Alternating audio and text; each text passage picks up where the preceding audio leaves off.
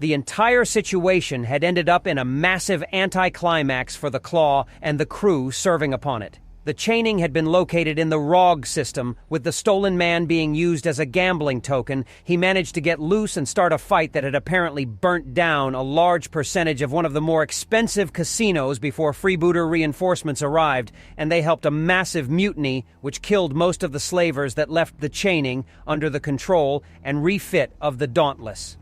Apparently, the official story was going to be that the soldier had led the mutiny alone and was now a traumatized and brutal bounty hunter seeking to slake his hatred for slavers at Laser Point. The ship was renamed the Chainbreaker and is getting a bounty hunting license pushed through fast and hard. Apparently, the story was already being distorted as well, which would be interesting if not for the outright headache Agenda was dealing with. You see, she had been flying under the IFF of EFL Tiger, and the men had managed to talk her into landing on one of the rough planets for some R&R in natural air and gravity. She had said yes, and now she was dealing with madness, as apparently all the energy they'd been building up for a rescue mission had turned into a kidnapping. I get the impression that you're upset with us, Miles says, from his place hauling the massive sentient he and the rest of the men had wrapped in chains. Really? Was it the growling, the posture, or the glare? She asks furiously. The snarl, actually. Miles returns. Look, just because we dabbled in slave-taking doesn't mean it's something to be done casually. Furthermore, there is no call for these peoples in the galaxy. No market. Slave-taking? Captain, this is clearly an animal, a dangerous animal that on record has killed over 100 campers. This is more pest control. Well, hunting too, but pest control. The Chelt Flame Spewers were proven fully sentient nearly 100 years ago. They're not fully evolved yet, but they're people. She counters Miles's protest. So you're telling me that this dragon-looking beast is smart enough to know that burning down entire families for entertainment is fucking wrong? Ryu demands, and she pauses. Jake grabs the chains, keeping the smoking mouth of the spewer shut, and looks it in the eye. It has a brain, boys. Fine then. It's not a hunt. It's vigilante justice with cannibalism to hide the body. I'm getting my fucking dragon steaks. Miles amends with a tinge of sheer viciousness she hadn't seen in him before. And coat! I'm still getting a fucking dragon wing coat, and I'll do horrible things to anyone that gets in my way, Franklin declares from near the back of the gaggle of lunatics. By the goddess!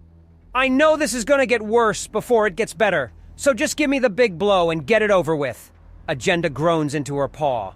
Of course these Axiom-starved men would be like this. They're men and they're starved of Axiom. All the nutrients that would have gone to keep them sane went to keeping them alive. Our next meal here had some sort of larder filled from its latest rampage. Apparently the evil fucker has a taste for veal. So we called down as much of medical as possible and letting you know, in no uncertain terms, that dragon bitch here is going to die, and many of us are curious as to what giant asshole lizard monster tastes like after being barbecued. Miles says, and things start falling into place. This is as much about some form of moral outrage as anything else. I see. This doesn't go anywhere until I get back, she says before pacing off to where half her ship's medical personnel are crowding around the cave the men had dragged the spewer out of. All right, girls, someone explain to me what veal is and why it's so awful for a flame spewer to... she demands as some of the nurses back away to leave a clean line between her and a very badly beaten child. She looms over and takes in a deep whiff to get the scent beyond hurting. It's a young male of her kind, maybe 4 years old. Hey, little loper, are you all right? She asks gently as she pads up to him. She glances back to see that the men are staring at her through the gap. She nods. She understands now. Veal is beaten and abused young. She'll get further clarification later. I'm Captain Agenda Lilpaw. What's your name? I'm Johnny, he says softly as he sniffs up at her. She holds out one of her forepaws for him to take, and he does. You smell like a mommy. Not yet, but soon, she says softly. It's all she can do to not simply sweep the pup into her chest and hold him there, but with all his bruising and maybe even broken bones that would only bring him further pain. Is that why you're so big? He asks, and she smiles. Yes, before a lady becomes a mommy, they grow really big and soft to show off how good a mommy they can be. They slim down after so they can focus more on being a mommy than just looking like one, though. He asks, and she leans over and gives him a slight lick on the forehead. Don't worry about it. Now, Johnny, what's your second name? Agenda asks again. She can feel her instincts hitting her like a mallet. If she can't find this pup's family sometime soon, then she'll become his family. Howl, he says, and she resists, groaning in frustration. Howl is a name common enough that he might as well said his last name was anybody. All right, little Howl. Let's get you someplace safe and fed so we can find your family, all right? She asks, and he gives out a sniffle as his eyes start to water before he rushes forward and hugs her. There, little one, you're safe now. You're safe. She coos as the dam breaks and he starts sobbing into her chest while griping her fur as tightly as he can. Captain the other child. Dr. Lillian Graywin begins before shaking her head. Agenda turns the situation over in her mind as she mentally berates herself for somehow becoming a bleeding heart since meeting the humans. Apparently, pregnancy has an effect on a girl. Why didn't anyone warn her? She gently tucks her arm under the sobbing pup and slowly stands up before turning around to look at the men wrestling the beast as it tries to make another escape, a futile one. I'll want a steak and none of your evil spices, she says as she passes them. Yes, ma'am. What about the boy? The questions came from halfway down the line of men keeping the beast pinned. Ryu, unless her ears are lying. Maybe. Have a few extra ready. She doesn't even look at who's spoken. They're grown men. They don't need constant comfort. A part of her mind thinks maybe she shouldn't have just picked him up, but if there was any danger, then the ship's doctors would have stopped her. She carries him into the Tiger and with plenty of warning ahead onto the ship's helm. It had the safest and most comfortable seat on the entire ship there, her personal command couch. Her own bed would be better, but it was still musty and drenched in the scent of her and Miles enjoying themselves upon it. It's only when she settled herself down and cuddled poor little Johnny close that she realizes that several of the nurses had been keeping pace. I see the maternal instincts have hit you, Captain, Dr. Lena says with a smile as she canters around and shakes her antlers a bit. The gentle Carib takes a deep breath and leans in almost nose to little Johnny as he glows ever so slightly. She then leans back with a nod. He just needs some time now. We've gotten ahead of infections and the men put a stop to the monster before it could tenderize him further. He'll be fine, but he needs his family, Captain, she says, before pacing around them both for a bit, shaking her antlers the entire time before nodding and cantering away. The little pup nuzzles into her and she holds him gently and closely to offer what comfort she can. With only the little gestures from her to get things done, the ship prepares and she feels the entire thing vibrate. Captain, Mercy says into her communicator.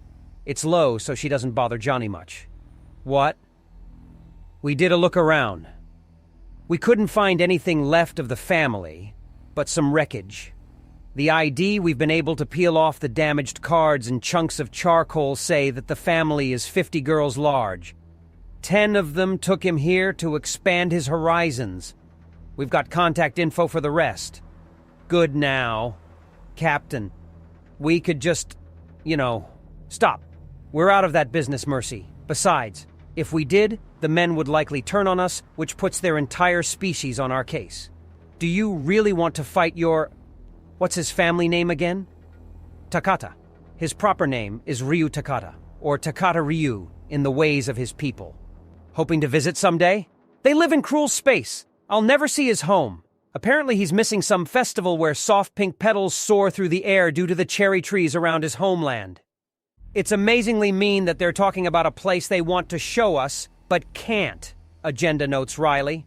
Are the men getting homesick? That won't end well. Why can't they show you? Johnny asks, and she smiles down at him. He's bouncing back well if he's already asking questions. He might recover well. There are men on this ship that come from a very dangerous place. It's not dangerous for them, but it is for every other race. They know it's dangerous, but it's still their home and they miss it, so they talk about it, she says, and he blinks. Are they from the same place as the monster? No, even the monster can't live where they live. Can I live there? No, only they can. Why? He asks. Have you heard of cruel space?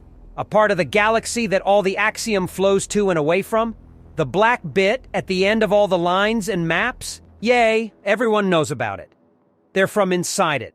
They only just escaped, she says, and he gasps. They're okay. A little strange, but okay. Really? He asks. Yes, really, Miles says, walking in. Wait, what are we talking about? There's a savory scent that washes over the bridge. I brought you some well-done skewer steak as requested and a smaller one for our little friend, he says, handing her a plate and putting one in front of Johnny. Is that, Johnny asks him, the monster? Part of it anyways. You're a man, a grown-up boy, right? Johnny asks after staring at the plate in front of him for a few moments. Yes, Miles says, crouching down to Johnny's level as the tiny loper looks up at him with pleading eyes. Will it ever stop hurting? Pain of loss? It does and doesn't. You get used to it. The thing about it is that you have a choice, an important one. You can choose to let it hold you down, to always hurt, to hold it close, or you can choose to step above it. This is the worst day of your life. It can be something that holds you down or something you rise above. It won't ever not hurt, but you can use the hurt to grow stronger, Miles explains as little Johnny looks up at him in shock. That sounds like experience talking, Agenda says softly. I've had some tragedy and pain in my life. Yeah, who hasn't? Now, this is just the best advice I can give for it. The nightmares will be bad, kiddo, but you survived. You did good, he says, and Johnny sniffs before picking up a small bit of the flame spewer in front of and taking a bite. His eyes light up. There we go. Fill yourself up, kiddo. We've already carved up most of the beast and have it in storage for later. At little Johnny and her own nose's hearty recommendation, Agenda takes a bite out of the steak that had been offered to her and then has to restrain herself from all but drinking it down. How'd you make this so tasty? Johnny asks, and Agenda has to agree with the question. There are a lot of ways to cook a steak. We're cooking them all the way through to be sure, but that doesn't mean there aren't a dozen small tricks for me to use. This is just basic, of course. They get really good when we spice them properly. No, you will not be serving us that poison. It's not poison. The things you think are tasty are banned in 1,000 star systems. They're poison. You eat chemical weapons. No, you girls are just wimpy. Enjoy the meal, little man, Miles says, ruffling Johnny's mane a little. Now, does anyone in here want some flame spewer steaks? Aren't they thinking beings? Yes, but this one was a mass-murdering monster and deserved to die. With so much perfectly edible meat lying around, the boys and I are having a little grill-off. A fierce competition to see who can cook the best. Are you trying to curve up my ship? Agenda asks him with a sly smile as she moves to the second steak on her plate. Is it working? Yes, she replies as she takes a big bite and savors the taste.